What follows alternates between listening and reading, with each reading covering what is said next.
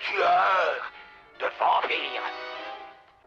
Tom Holland, alors rien à voir avec l'acteur du MCU incarnant parfaitement Spider-Man, je vous rassure, commence sa carrière en écrivant quelques scénarios, dont le Classe 1984 de Mark Lester, le réalisateur de Commando, ou le bon Psychose 2 de Richard Franklin, suite du Psychose du grand Hitchcock, fallait oser. Notre incursion dans l'horreur s'intitule Le Château Sanglant. Il écrit et réalise ici Vampire, vous avez dit Vampire, et écrira et réalisera plus tard le premier volet de la saga des Chucky, Jeux d'enfants.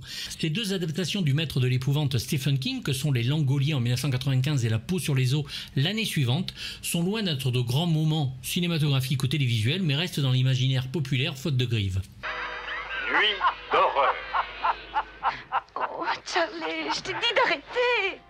Il tient à réaliser ce premier film, trop souvent dégoûté de voir ses écrits dénaturés à l'écran, je peux le comprendre, et l'on ne peut que s'en réjouir vu les mouvements de caméra qui sont légion et classe, avec des mouvements de grue et de Luma plus que bienvenus.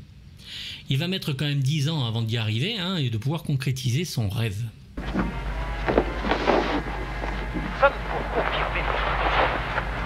Vampire, vous avez dit Vampire, est un film de teenager dont le héros, qui n'arrive pas à conclure avec sa copine, va se retrouver à observer ses voisins nouvellement arrivés et s'apercevoir qu'un cercueil et crime arrive à côté de chez lui parce que son nouveau voisin, Jerry Dandridge, est un vampire. Je suis au 72 ? Non, non, c'est à côté. Oh. En effet, les personnages priment ici avec un mauvais présentateur de télé dont l'émission va être supprimée et 3 adolescents contre un vampire au charisme évident. Charlie est le héros donc et accro à une émission de télévision sur le fantastique qui s'appelle Fright Night, Nuit d'horreur en français, et comme nous sommes en 1986, c'est ringard d'être un geek. Présenté par Peter Vincent, un présentateur qui s'accroche lui à son émission.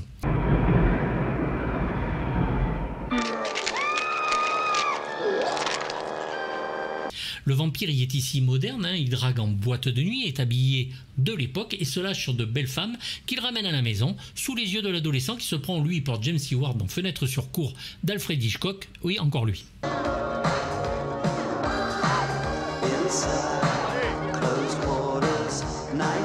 Le plus dur dans l'écriture du film sera donc de doser l'humour et l'horreur afin que le spectateur prenne plaisir à voir le film sans que l'un prenne le pas sur l'autre. Dès les premières minutes, un meurtre est commis, ce qui fait que nous sommes scotchés d'entrée et que l'on regarde le film avec attention.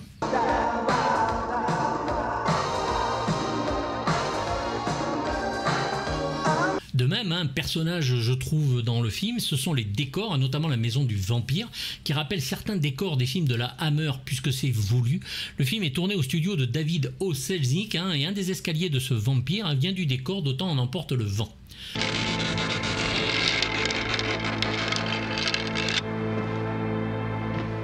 Recyclage donc, mais beau recyclage. Hollande va moderniser le mythe du vampire, et la France, lui, le ringardiser avec un des pires titres français jamais écrits, Vampire, vous avez dit Vampire. Il faut avoir la foi pour que ça marche contre moi, monsieur Vincent. À l'époque, les films sur les suceurs de sang se font rares, c'est même un petit peu ringard, il faut le dire, et Hollande veut remettre tout cela à neuf. Pourtant, les grandes idées du vampirisme sont bien là, puisqu'on a le vampire séduisant, la chauve-souris, les reflets dans le miroir, la lumière du jour, l'invitation pour rentrer dans les maisons, le crucifix, l'eau bénite, bref, tout est là. Salut, Edouard. Pour le lotissement où habite Charlie, on pense bien sûr à Poltergeist et E.T. de ce cher Steven Spielberg, une charmante bourgade où le mal se cache bien sûr à l'intérieur. Le pauvre Charlie essaiera de convaincre tout le monde que les vampires existent, mais il se retrouvera bien sûr devant plusieurs murs.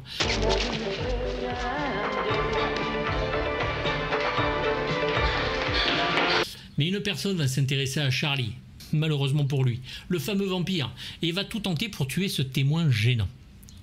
Charlie va donc demander de l'aide au fameux Peter Vincent, qui n'est qu'un présentateur de série télé, et il va se retrouver, lui, devant le fait accompli. Les vampires existent et que le combat n'est pas un maquillage devant une mounaque ou je ne sais quoi, mais bien devant une belle saloperie vicieuse et dangereuse. Une seconde. C'est pareil pour vous, Ed. Je suis persuadé que nous avons beaucoup de goûts communs, l'horreur, le surnaturel. Étant un film sur la jeunesse, séduction et sexe font aussi bon ménage que l'horreur et le suspense, et à sa vision, on est subjugué par l'atmosphère et le spectaculaire de ce film.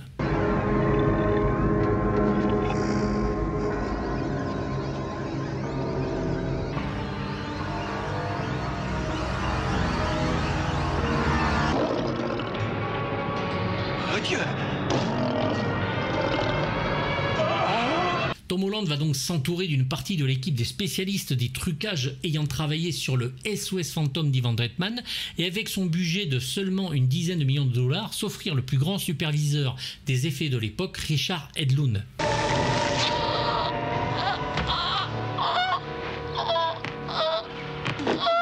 Edlund, comme sur 2010, s'occupe des trucages optiques et des maquillages, avec dans ce film une très belle chauve-souris géante, un loup-garou de belle facture, par exemple, avec sa firme Boss Film, dont les départements divers vont donner à Vampire vous avez dit Vampire une aura de gros film malgré son faible budget.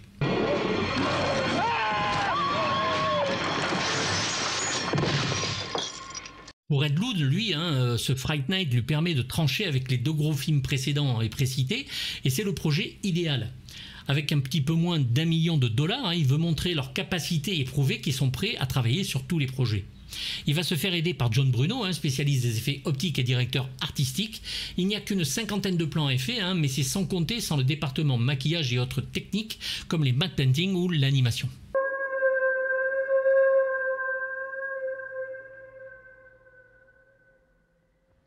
Rien que le premier plan avec sa lune parfaite, ces nuages rouges et la caméra qui va aller de ces nuages à la rue, puis dans la chambre de Charlie, est étonnant, mêlant photo, peinture et matte painting.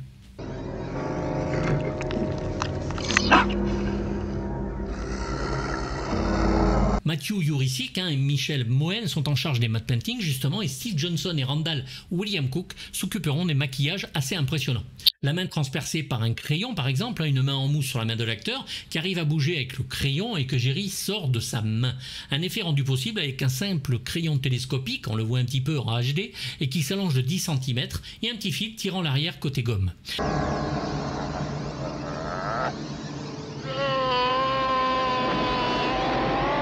L'idée de cette scène vient de la scène d'Excalibur ou de John Boorman où Lancelot est blessé par une épée, va rouler pour en extraire la pointe de son corps.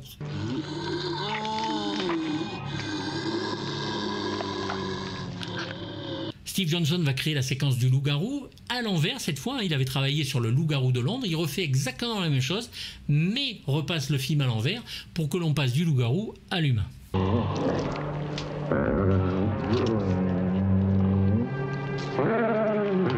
Ce passage est d'ailleurs fait par Haku au niveau réalisation, c'est une très belle idée. C'est le passage de loup à l'homme. La scène est dure à voir parce que, Charlie ne le sait pas, mais il va y perdre son meilleur ami, c'est Peter Vincent qui le tue.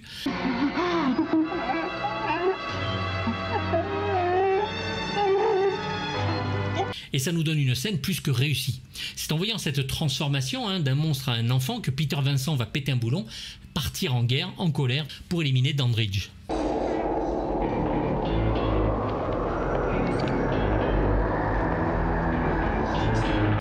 La mort de l'assistant du vampire, Billy Cole, qui fond littéralement devant nous, lui-même, voyant son corps se détruire, il regarde ses mains, on voit qu'elles coulent.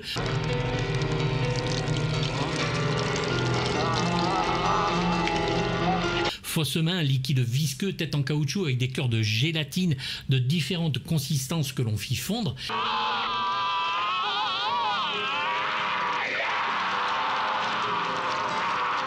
Résultat plus que satisfaisant et faisant référence à la tête fondue des aventuriers de l'Arche perdue, mais en plus détaillé et moins rapide pour que l'on voit mieux que dans le chef-d'œuvre de Steven Spielberg.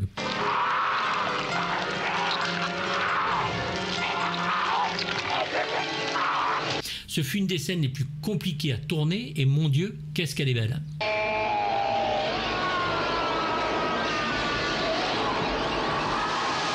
Le combat final va aussi donner le grand moment de baston vampirique, transformation en chauve-souris géante, filmé sous fond bleu, parce qu'ici pas de petit animal qui piaille en partant au loin, non, c'est un vrai monstre avec des crocs acérés et bien dangereux.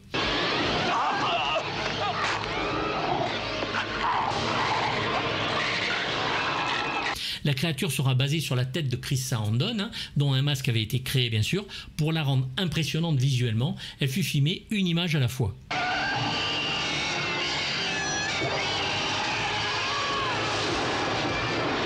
Pour la fin du vampire, vous doutez bien qu'il ne va pas s'en sortir, le bonhomme. Plusieurs modèles furent utilisés, dont un qui était fourré de matière inflammable, puis un squelette de démon, et enfin la forme finale en résine et en plastique.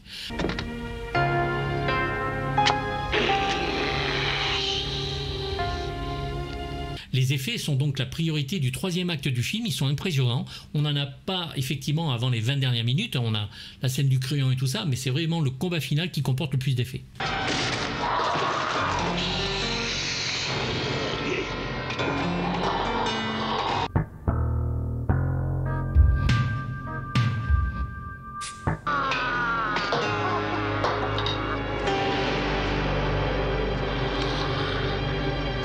Alors le film passe très vite, heureusement, on n'a pas besoin non plus d'avoir 100 000 effets pour que ce soit intéressant, et c'est aussi grâce aux acteurs.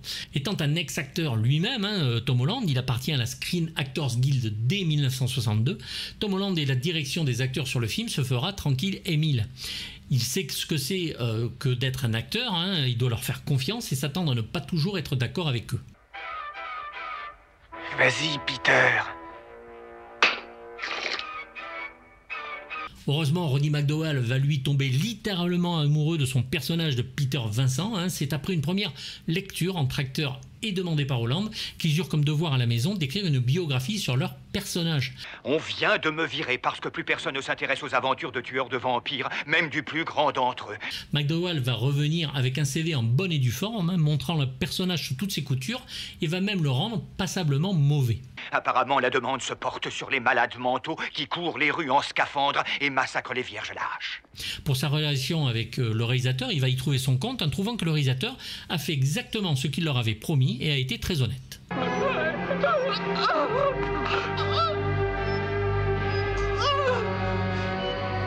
Peter Vincent, un soi-disant chasseur de vampires et monstre de toutes sortes, n'est qu'un acteur charlatan cabotin donc, qui va se retrouver dans cette belle merde, bien malgré lui, chassé par un vampire. Il est le pendant raté dans la première partie du film en tout cas, de Van Helsing, bien sûr, le chasseur de vampires de Dracula. Il n'est pas sur le toit. Charlie, attention. Le prénom Peter vient bien sûr de Peter Cushing et Vincent de Vincent Price, qui est un bel hommage. La filmo de McDowall est monstrueuse, on le connaît bien sûr surtout pour ce rôle maquillé de Cornelius dans La planète des singes. C'est Jean-Pierre Leroux qui fait sa voix, doubleur de talent comme Malcolm McDowell, John Hurt, Harold Ramis dans Les SOS Fantômes, Derek Jacobi dans Catfell et j'en passe, tellement. Hello, Charlie. Jerry Dandridge, notre vampire séducteur, fille comme garçon d'ailleurs, le sexe lui importe peu, est interprété par Chris Sarandon. Il s'intègre parfaitement à cette société moderne tellement que son nom n'est absolument pas un signe d'horreur comme Dracula, mais un simple Jerry. Tiens, Charlie, tu craignais que je ne puisse venir sans y avoir été invité avant? Sarandon fut nommé aux Oscars pour Un après-midi de chien de Sidney Lumet et on le verra dans Osterman Weekend de Sa Peckinpah. Excellent dans Princess Bride, dans Méchant Prince, dans le film de Rob Reiner, ou Jeu d'enfant donc, où il retrouve Tom Holland pour cette première histoire de Chucky. Maintenant que votre porte m'est ouverte, il est probable que je repasserai assez souvent. En fait, aussi souvent que je le désirerais. Il a fait un caméo en JD dans le remake de Vampire vous avez dit vampire en 2011. C'est Bernard Murat, voix française de Richard Dreyfus, Bruce Lee, Bill Murray dans Les 60 Fantômes, percé dans le choc des Titans ou Emilio Lizardo dans Les aventures de Bucaro Banzai à travers la 8e dimension, qui le double parfaitement. Satisfait? Monsieur Vincent, vous devez alerter la police, monsieur Vincent, merde! Charlie Brewster, le héros du film, joué par William Ragsdale, qui a tout du héros naïf et américain moyen. Et c'est à cause ou grâce à son innocence qui va déclencher la série d'événements merdiques qui va le conduire à sombrer dans l'horreur.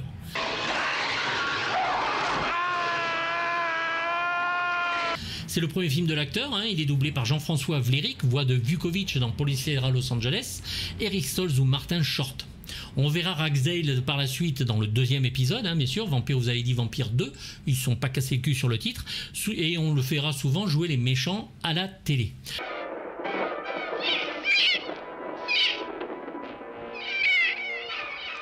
L'acteur regarde dans sa chambre le grand film de la Hammer, Les cicatrices de Dracula, avec Christopher Lee, réalisé par Roy Ward Baker.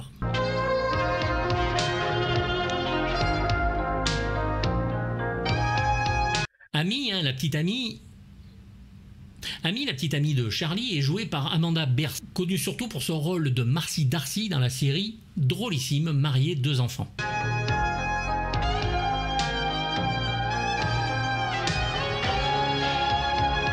Elle est doublée par Martine Hirzenki, la voix de Diane Lane ou Meg Ryan. Elle va devenir la fiancée du vampire, transformée en une sorte de harpie à la mâchoire dentée et au croc acéré. Je sais. Car c'est moi. Evil Ed, un démon en français, meilleur ami de Charlie, subira les assauts du vampire pour se transformer en loup-garou et essaiera de tuer son poteau. Peter Vincent le tuera, ce qui donne une scène assez stupéfiante, émouvante et grave, même pénible à voir. Absolument interprétée comme jamais, elle rend son office au film de drame, voire une évidence de la fatalité des personnages. Où est la maman de Charlie?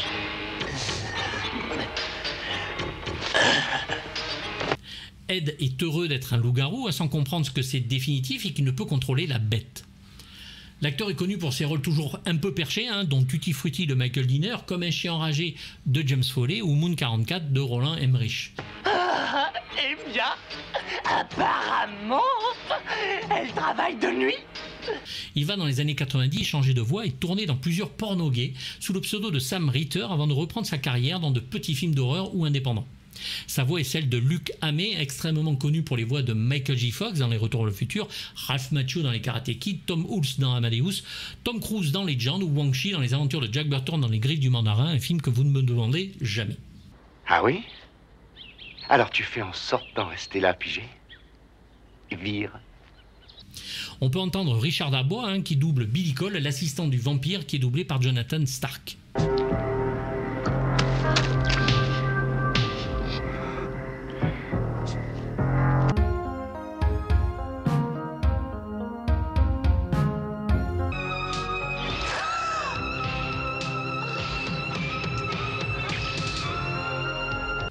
La musique de Brad Fiedel ne sortira pas à l'époque, un album de chansons fut délivré à la place. Il faudra donc attendre 2011 et la sortie du remake pour qu'enfin la musique séduisante au thème presque érotique parvienne à nos oreilles.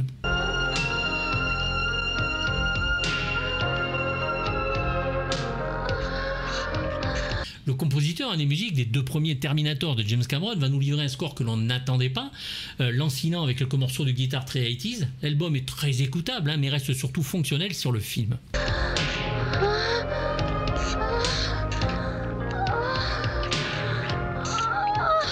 Ce sont surtout, bien sûr, les morceaux de séduction, son thème principal que nous aimons. Je lui préfère ses sons mécaniques des films de Cameron ou son Serpent and the Rainbow pour le film de Wes Craven. Pas sa meilleure musique, d'autant qu'attendre aussi longtemps gâche un petit peu le plaisir pour une musique qui au final n'est pas si bonne. Alors il fait son affaire dans les années 80, mais là c'est trop long. Mais on est heureux de se plonger à nouveau dans ces années aux musiques diverses. Peter Vincent paraît à livrer bataille avec les morts-vivants. Alors la Columbia va être tellement enchantée par le film qu'une suite sera très vite bien sûr mise en chantier sous la houlette du poteau de John Carpenter, Tommy Lee Wallace. Plutôt réussi, nous y reviendrons, et un remake en 2011 réalisé par Craig Gillespie, un gars qui avait fait Moi, Tonya ou Cruella. Ce remake était avec le regretté Anton Yelchin, Colin Farrell et l'énorme bien sûr David Tennant dans le rôle de Peter Vincent, mais la sauce ne prend pas.